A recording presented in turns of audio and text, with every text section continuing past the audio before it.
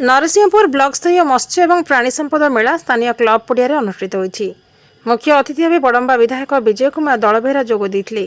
चाषी किपरि वैषयिक ज्ञानकौशल उपयोग करी उन्नत मानर मत्स्य चाष और गोपालन करी उपकृत हेबे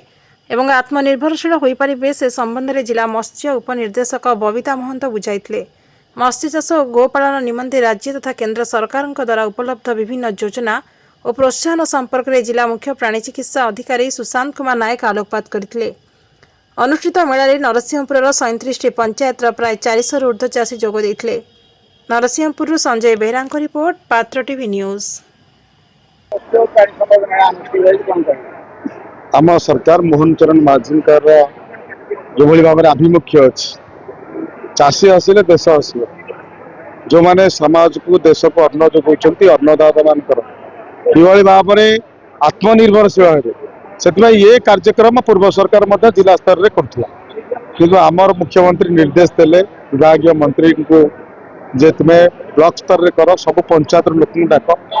तो चाषी मैंने जो मैंने सफल होती विभिन्न क्षेत्र में किए माछ चाष करके सफल रूपायन कर छेली जो प्रकार अच्छी जो चाष जो मैंने सफल चाषी अच्छा कथा कह प्रोत्साहन राशि रूप में दियो सर्टिफिकेट दियो प्रोत्साहन कर आउ 20 चाषी मिनिमम डाकी कर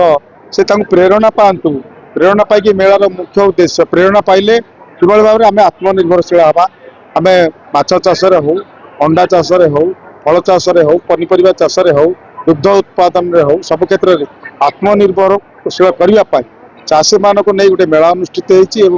नरसिंहपुर पंचायत समिति आनुकूल्य आज भव्य ढंग से शह शह चाषी सामिल होती सरकार आभिमुख्य जानी सफल रूपायन करने आम संकल्प नहीं तो अनेक लोक दि जाए देखिए मुख्यमंत्री कृषि उद्योग योजना 4 जन सफल होती पोल्ट्री फार्म करके मुख्यमंत्री कामधेनु योजना 4 जन को आम देचु सर्वोपरि आम 14 जन चाषी की आज प्रोत्साहन राशि जोगाई।